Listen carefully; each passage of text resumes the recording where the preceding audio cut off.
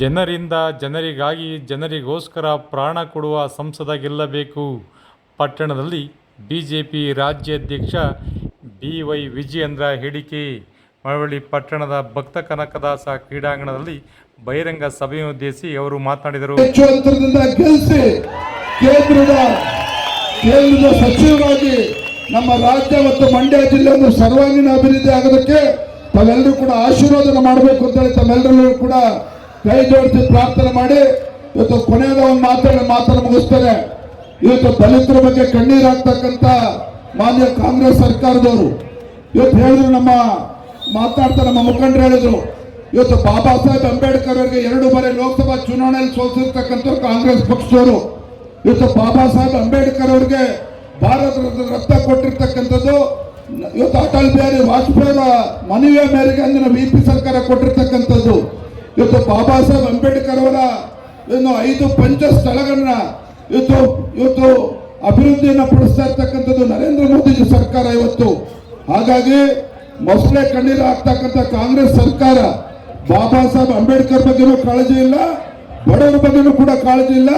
ಇಂಥ ಸರ್ಕಾರಕ್ಕೆ ತಕ್ಕ ಉತ್ತರನ ಲೋಕಸಭಾ ಚುನಾವಣೆಯಲ್ಲಿ ನೀವು ನೀಡ್ತೀರ ಅನ್ನೋ ವಿಶ್ವಾಸ ನನಗೆ ಸಂಪೂರ್ಣ ಆಗಿದೆ ಅನ್ನೋ ಮಾತನ್ನು ಹೇಳ್ತಾ ತಮ್ಮೆಲ್ಲರೂ ಕೂಡ ನಾನು ಭಗವಂತನಲ್ಲಿ ಪ್ರಾರ್ಥನೆ ಮಾಡ್ತಕ್ಕಂಥದ್ದು ಇಷ್ಟೇನೆ. ಮುಂದಿನ ಲೋಕಸಭಾ ಚುನಾವಣೆಯಲ್ಲಿ ಮಾನ್ಯ HD ಕುಮಾರಸ್ವಾಮಿ ಅವರು 3 ಲಕ್ಷಕ್ಕೂ ಹೆಚ್ಚು ಅಂತರದಿಂದ ಗೆದ್ದು ಬರಬೇಕು, ಕೇಂದ್ರದ ಸಚಿವರಾಗಿ ಬರಬೇಕು. ನಾವು ಭಗವಂತನಲ್ಲಿ ಪ್ರಾರ್ಥನೆ ಮಾಡ್ತಕ್ಕಂಥದ್ದು ಇನ್ನೊಂದಾದರೂ ಸರಿಯಾದ ಸಮಯಕ್ಕೆ ಮಳೆ ಆಗಿ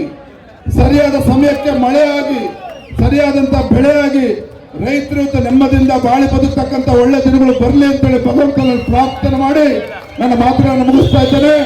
ಬರೇ ಭಾರತ್ ಮತ್ತೊಂದು ಕಡೆ ನಮ್ಮ ಮನೇಲಿರ್ತಕ್ಕಂಥ ಗಂಡು ಮಕ್ಕಳು ಯಜಮಾನರುಗಳು ಬಸ್ ಹತ್ಬೇಕು ಅಂತ ಹೇಳಿದ್ರೆ 30% 40% ಟಿಕೆಟ್ ಬಸ್ಸಿನ ದರ ಜಾಸ್ತಿ ಆಗಿರ್ತಕ್ಕಂಥದ್ದು. ಇವತ್ತು ಏನು ಉಚಿತ ವಿದ್ಯುತ್ ಅಂತ ಹೇಳ್ತಾರೆ. ಇವತ್ತು ಸಣ್ಣ ವ್ಯಾಪಾರಿಗಳು ಕೂಡ ನಮ್ಮ ಕಾಂಗ್ರೆಸ್ ಸರ್ಕಾರ ಬರೋಕ್ಕೂ ಮುಂಚೆ 3,000 ರೂಪಾಯಿ 4,000 ರೂಪಾಯಿ ಕರೆಂಟ್ ಬಿಲ್ ಬರ್ತಾ ಇತ್ತು.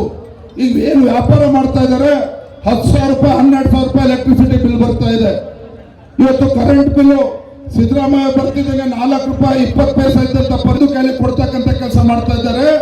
ಒಟ್ಟಾರೆಯಾಗಿ ರಾಜ್ಯದ ಮುಗ್ಧ ಜನರಿಗೆ ಅವರ ಕಣ್ಣಿಗೆ ಮಣ್ಣಿರ್ತಕ್ಕಂಥ ಕೆಲಸ ಮಾಡ್ತಾ ಇದ್ದಾರೆ ಕಾಂಗ್ರೆಸ್ ಸರ್ಕಾರ, ಸಿದ್ದರಾಮಯ್ಯ ಸರ್ಕಾರ, DK ಶಿವಕುಮಾರ್ ಸರ್ಕಾರ ಬಿಟ್ರೆ ಇವ್ರಿಗೆ ಯಾವುದೇ ರೀತಿ ಬಡವರ ಪರವಾಗಿ ಕಾಳಜಿ ಇಲ್ಲ, ರೈತರ ಪರವಾಗಿ ಕಾಳಜಿ ಇಲ್ಲ.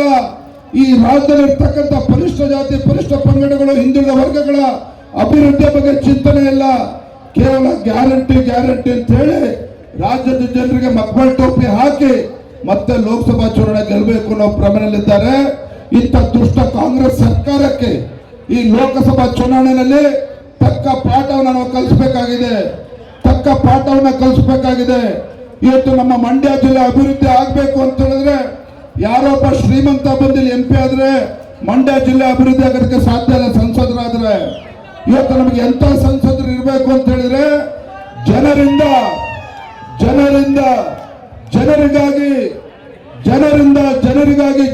ಜನರಿಗೋಸ್ಕರ ಪ್ರಾಣ ಕೊಡ್ತಕ್ಕಂಥ ಸಂಸದ ನಮ್ಮ ಮಂಡ್ಯ ಜಿಲ್ಲೆಯಲ್ಲಿ ಗೆದ್ದು ಬರಬೇಕು. ಕುಮಾರಸ್ವಾಮಿ ಅವರು ಮಾತ್ರ ಇವತ್ತು ಮಂಡ್ಯ ಜಿಲ್ಲೆಗೆ ನ್ಯಾಯ ಕೊಡ್ತಕ್ಕಂಥ ಕೆಲಸವನ್ನು ಮಾಡ್ತಾರೆ.